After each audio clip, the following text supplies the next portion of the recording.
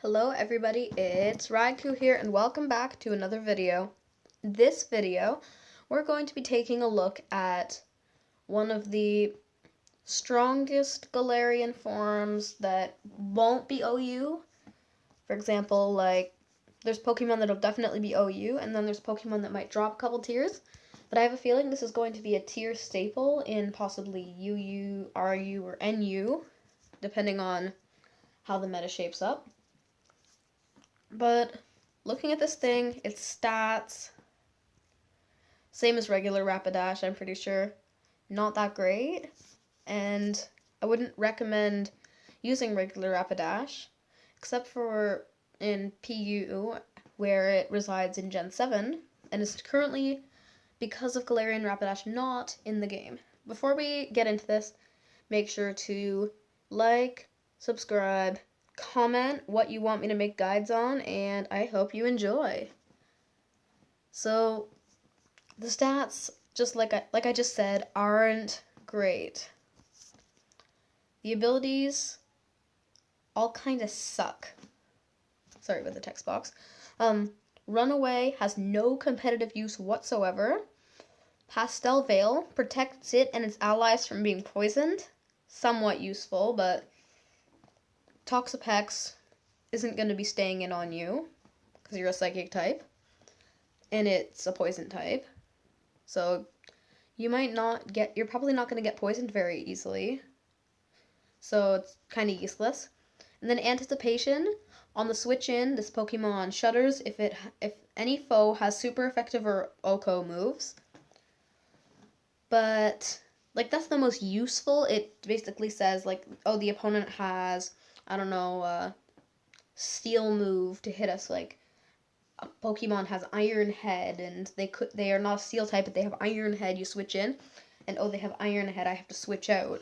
So that kind of sucks, but at least it gives you some, like information. And the only reason I think this thing might be good in the lower tiers is because of its nuts move pool. Physically, it gets moves.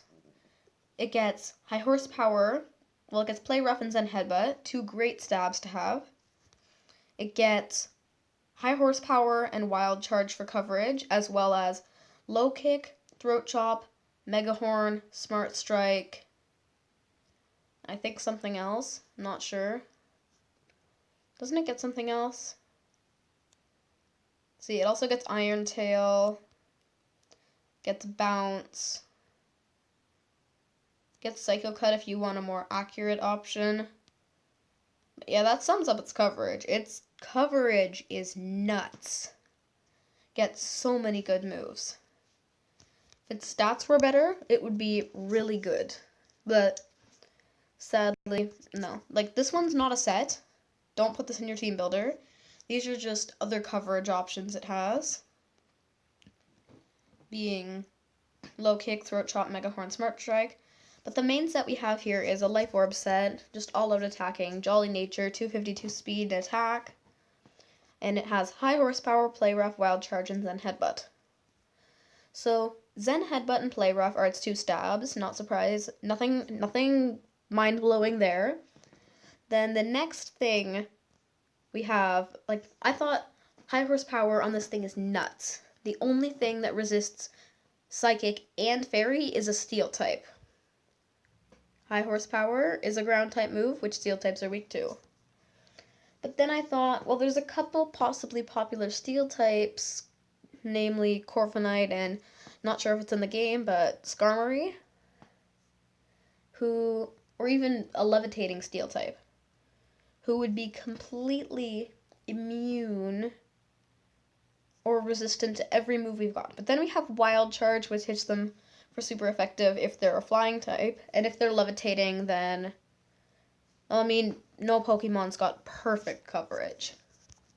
I don't know of any levitating steel types, except maybe Bronzong. So yeah. And then we just have some other coverage options if you want to hit steel types in a different way. use low kick. If you want to hit like opposing psychic types, use Megahorn, throat chop. And if you want to hit opposing fairies, use smart strike. Or if you want to hit opposing rock types even, use low kick or smart strike. Like, this thing's coverage is nuts. I think the reason its stats are so bad is because its coverage is like one of the best coverage move pools in the game, and it's just so OP. And I feel like this thing's going to be great in a lower tier. Next set I have is a Choice Scarf set. Same moves as the Life Orb set, same ability, same EV spread, but it's Choice Scarfed. This allows you to outspeed, I'm pretty sure, the entire game except faster Choice Scarfers. You could even run an Adamant Nature to get a bit more attack. The thing I like about this one is that if you get an attack drop with Play Rough, or you get a flinch with Zen Headbutt, you're going to be moving faster than them. So if you get an attack drop, then they're going to be doing less damage to you. And if you get a flinch, then they can't attack. So, but if you're slower than them, then they'll just switch out after getting the attack drop, or they won't be able to flinch because they've already moved that turn. That's why the Choice Scarf works super well on this Pokemon, and I feel like this could also be a great set. I wish it got a pivot move like U-turn though. Next set we have is the Choice Banded set. This one is Adamant, Choice Band, Anticipation, same EV spread. The moves are a little bit different.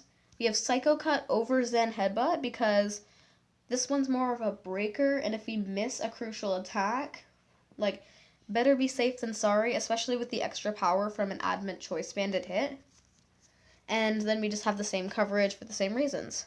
Next set, Swords Dance. Life Orb, Swords Dance, same EV spread, Jolly Nature. Then same coverage, but it has Swords Dance instead of Wild Charge. Swords Dance allows you to make your decent attack skyrocket. The thing about this is that there's no physical psychic fairy type in the game, like, ever. They're all super special attackers like Gardevoir and Tapu Lele, which happens to not be in the game. But there are some physical psychic types like Gallade, and physical fairy types like Grimmsnarl. But the only Pokemon that combines the physical attacker status and the psychic and fairy typing is Rapidash in its Galarian form, which is amazing. This thing is really, really cool. And yeah, the Swords Dance just skyrockets its decent attack to actual wall breaking levels, like with a Life Orb, all that, and it's gonna bust through everything. Now we have a more gimmicky set. We have a Morning Sun, Calm Mind, Dazzling Gleam Psychic. It's a special set.